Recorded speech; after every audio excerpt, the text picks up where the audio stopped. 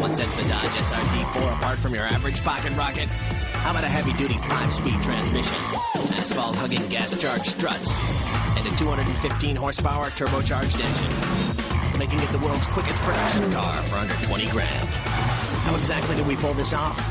Let's just say, Papa was a rolling viper. Check out the SRT4 with Dodge's 770 powertrain limited warranty at your California Dodge dealer today. The early 2000s were a strange and yet at the same time incredible time period in the car scene. The younger crowd and their enthusiasm for cheap Japanese sports compact cars had spread across the nation, and uniqueness was paramount. At any given show or event, you would see Honda Civics and similar cars with double the worth of the base car put into the interior alone. Things like integrated gaming consoles, incredible audio setups, and more electronic components than the entirety of South Sudan, all adorned with enormous body kits, big chrome wheels, and flashy colors.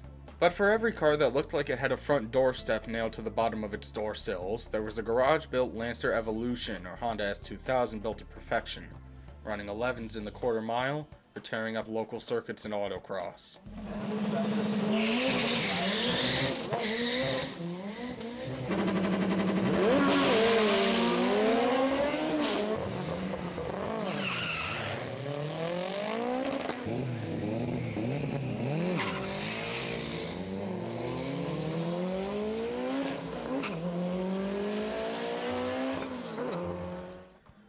All of this was in no small part due to the entertainment media at the time, with things such as the Fast and the Furious and the Need for Speed series at the peak of its popularity.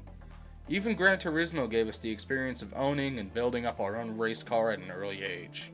Dodge was one of the first American manufacturers to realize that they really needed to pounce on this niche market before it was too late, and this is where we get into the subject of today's video.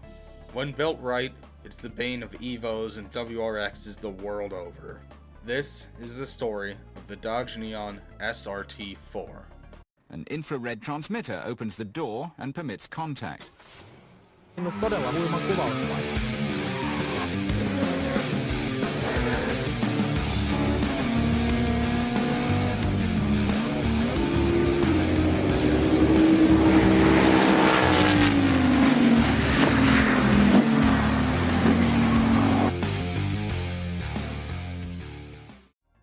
It all started with GM and the FCA recognizing that the muscle car scene was in a big recession, and almost everyone who treated cars as more than just a tool were buying Sentras, GTIs, and Celicas, and then modifying them to high hell, making them their own. Yes, there had been fast, fun, cheap, and modifiable front-wheel drive cars from the United States in the past, such as the Dodge Omni GLHS, the first-gen Taurus Show, and the Dodge Spirit RT.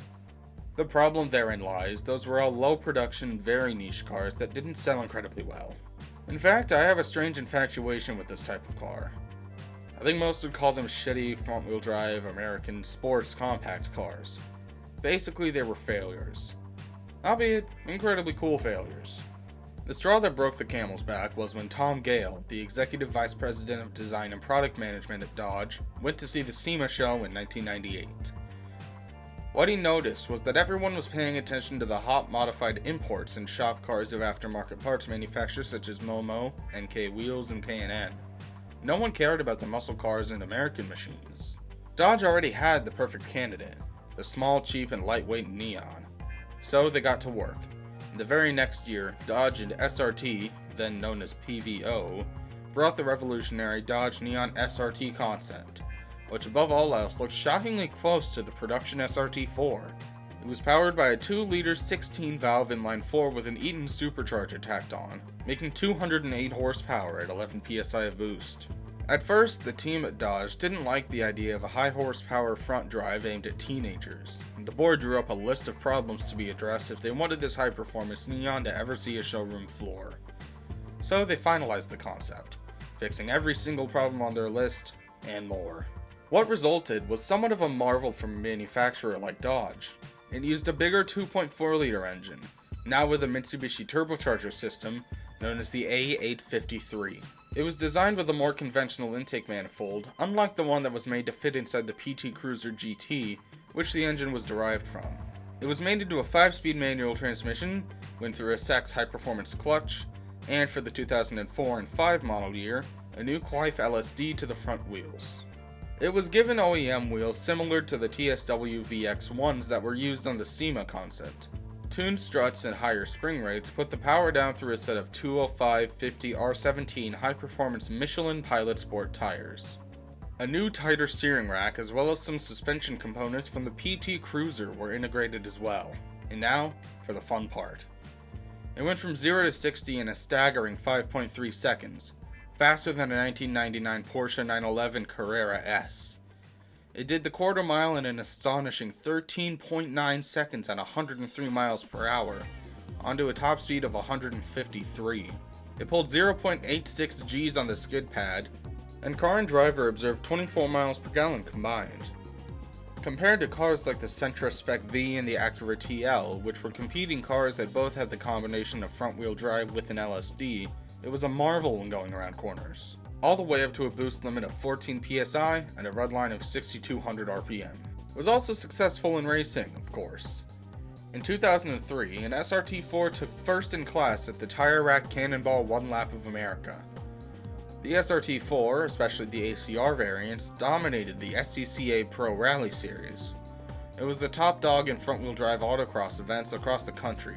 Multiple SRT4s also competed in the SCCA Speed World Challenge Touring Car Series. And in 2006, the second year of competition, the Neon had become one of the most successful platforms the series had seen. On a more personal note, I account this car with being responsible for my obsession with quirky, weird, and outcast cars. I suppose in a weird way I relate to its situation. As Regular Car Reviews put it, no matter how many Civics and RSXs it beats, it's still just a Neon. It'll never fit in with the import tuners because it's too American, and it didn't fit in with the muscle cars because it wasn't V80 enough, it was front-wheel drive and needed an inhaler to run right. But now people are realizing the potential of these amazing platforms. Unfortunately, if the SRT4 tag on Instagram is anything to go off of, most people are turning these into slammed show cars rather than using their performance potential.